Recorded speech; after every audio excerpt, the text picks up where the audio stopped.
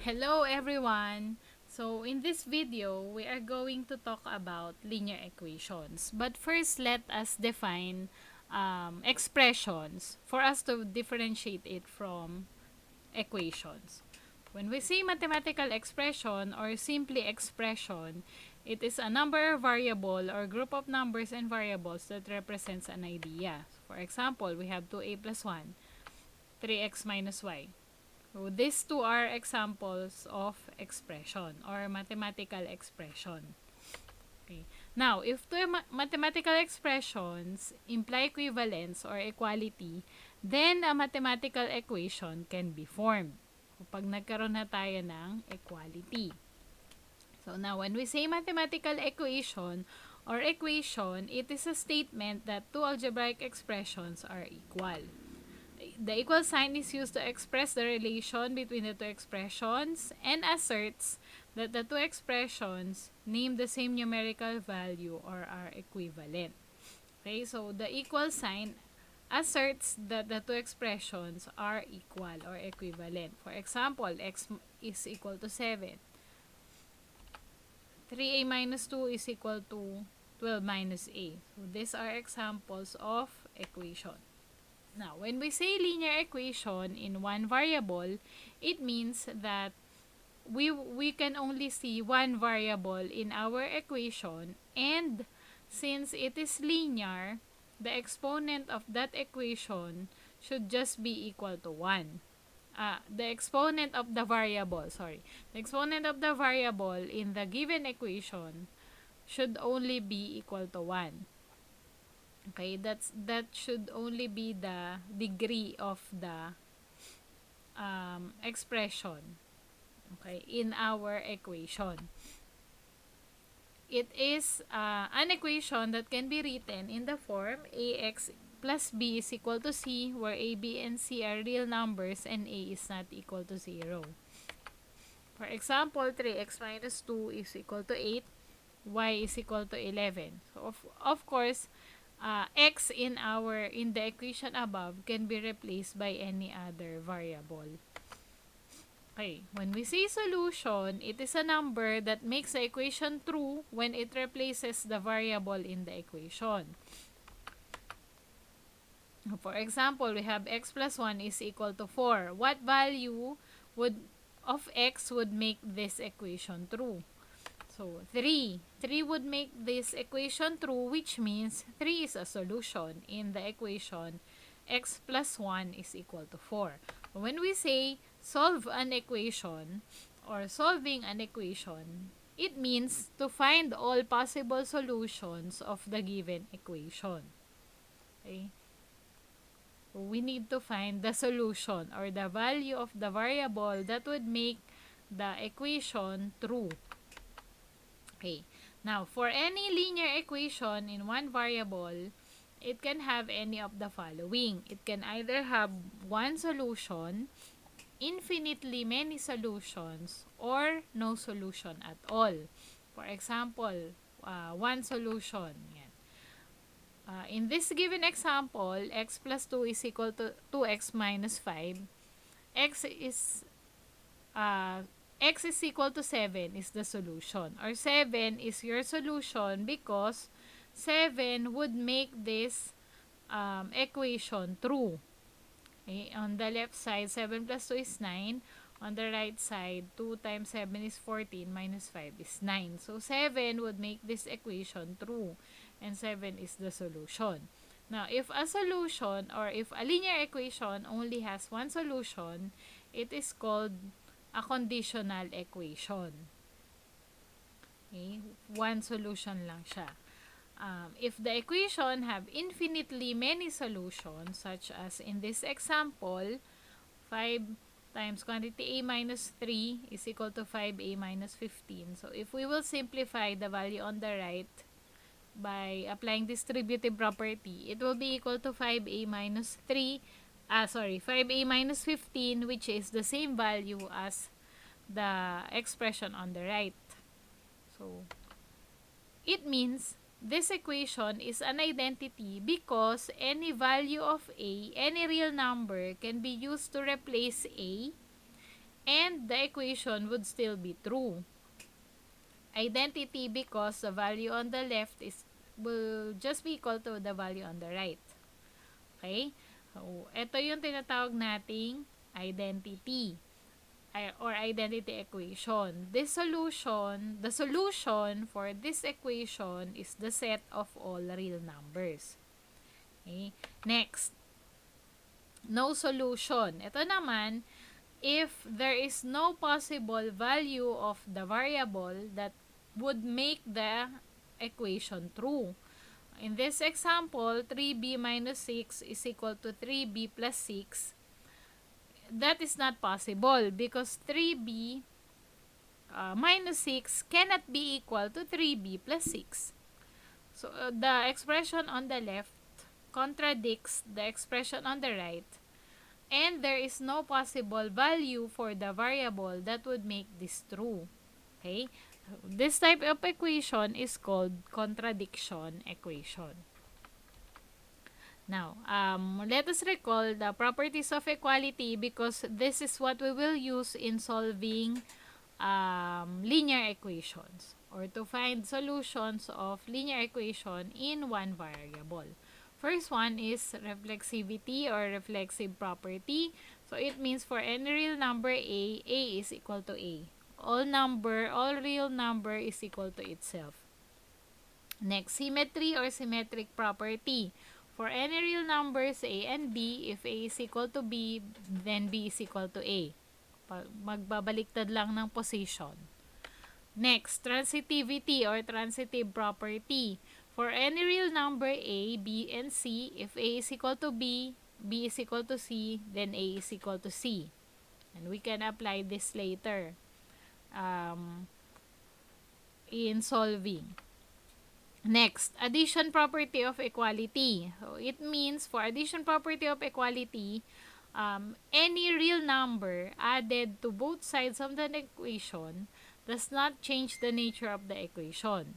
So, this means that if we are solving for an equation, we can add a number to both sides of the equation, and by doing that, we will not change the nature of the equation. So, if the equation is true from the beginning, it would still be true after we add the same value to both sides of the equation.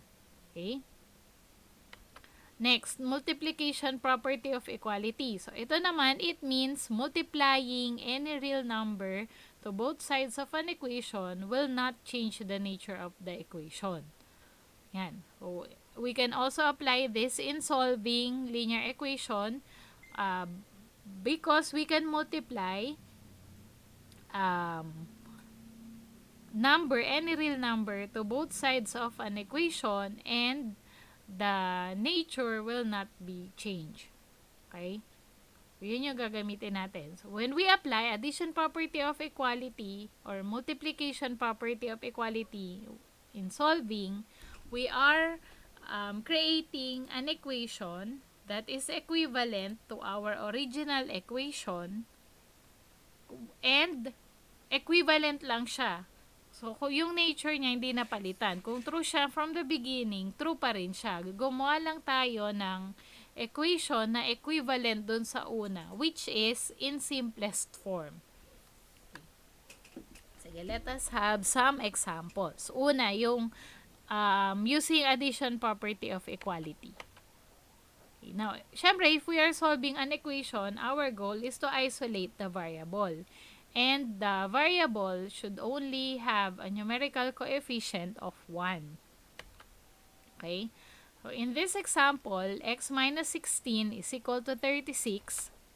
If we want the left side to only contain x, we need to remove negative 16 on the left side. Okay? So, what we can do is, we can add 16 to the left side and mawawala na yung 16. So, if we add 16 on one side, we should also add it to the other side. Okay?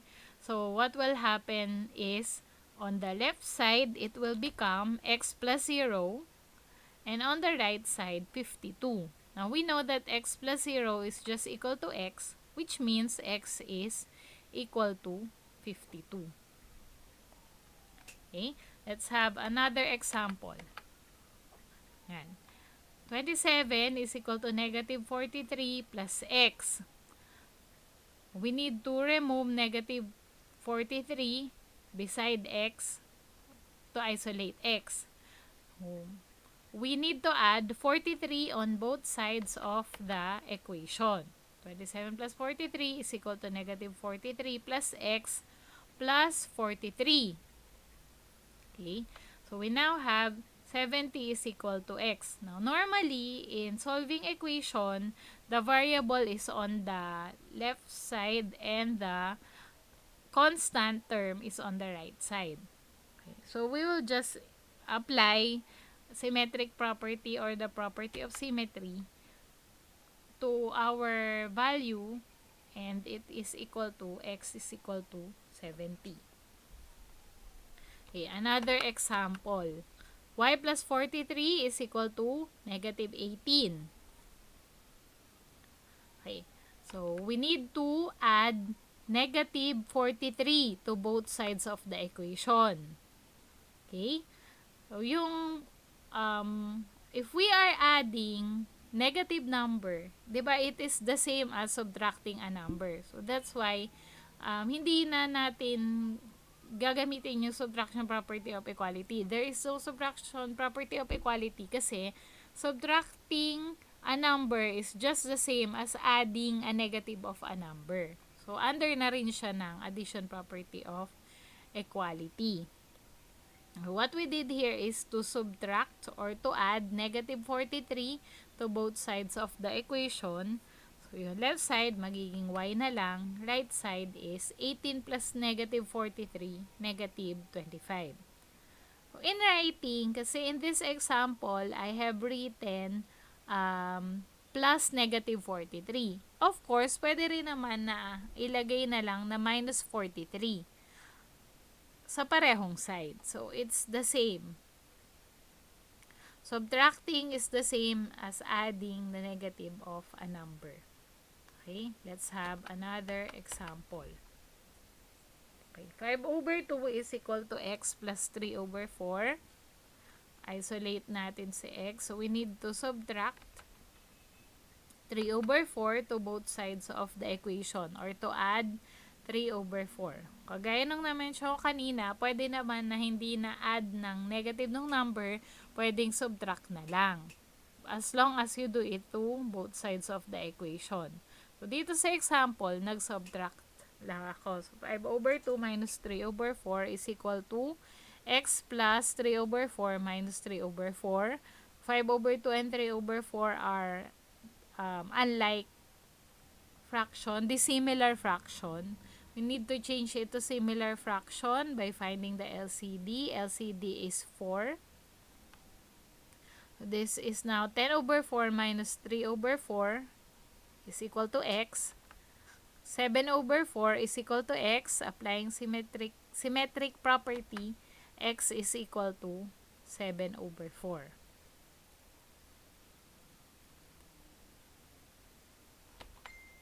Let's have another example. M plus 3.6 is equal to 11. We need to subtract 3.6 to both sides of the equation. And the answer is 7.4. Okay. Next, let us now solve linear equations using multiplication property of equality. Again, yung multiplication property of equality, we multiply a real number to both sides of the equation. Okay. X over 3 is equal to 5. What do we need to multiply to x over 3 for it to become x? We need to multiply it by 3. Okay, so we multiply x over 3 times 3. We multiply 5 times 3. Value on the left is now x, value on the right is 15, and that is our answer. Okay, next. 12x is equal to negative 72. What can we multiply to both sides of the equation? We can multiply it by 1 over 12. Answer is x is equal to negative 16. Now, if we are multiplying by the reciprocal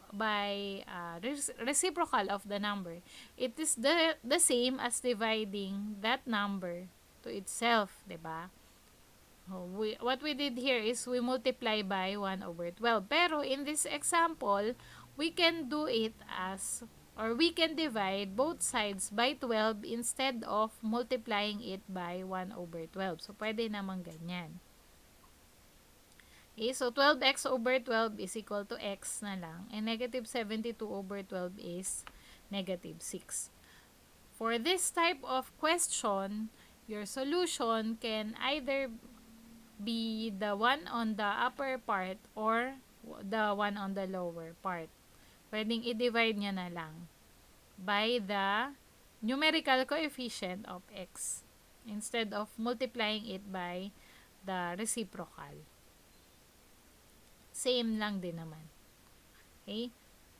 So, dividing a number by another number is the same as multiplying that number to its reciprocal. Kaya, yung pagdi-divide, multiplication property of equality pa rin yung gagamitin. Okay, so next. Ayan, so negative 9x equal to negative 33. We divide both sides by negative 9 kasi the value of the numerical coefficient of the variable, whatever your variable is, should just be equal to x. Kaya kung may negative siya, pati negative, we will divide it also by the negative number. Answer is 11 over 3 in simplest form. If your answer is in fraction form, di naman kayo required to convert it to decimal unless the question is in decimal form. Yan lang naman yung kailangan nakadecimal. Pero in reality kasi fraction is more accurate than decimal. So, okay lang naman na fraction na lang yung answer. Okay, next example. Sige, pwede nyo namang i-post para i-try nyo i-solve and then check your answer. Okay, let's show the answer. Kailangan natin siyang i-multiply sa 5 over 4. Kasi pwede nyo siyang gawin na i-multiply nyo muna sa 5 and then solve. And then later on, you divide by 4. O ganun din yun. Same as multiplying it to 5 over 4. Dito, yung value on the left side, makakancel na yung 5, makakancel na yung 4. So, D na lang yung may iwan. Sa right naman, now if we, kasi diba we will multiply 16 and 5 over 4.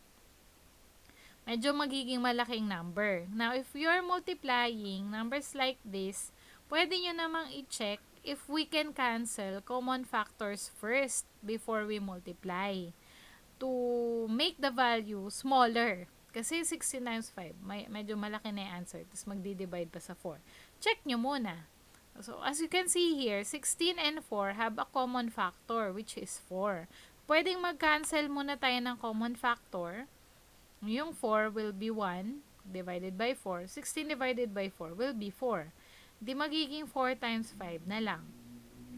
D is equal to 20.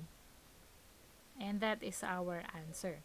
So if you are multiplying by fraction, check nyo if there is a common factor that can be cancelled out para mas maliit na lang yung value na i-multiply natin.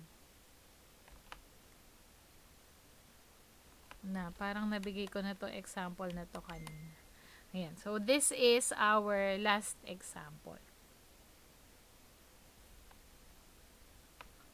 Okay, so that's the end of our discussion. Thank you for watching. Bye!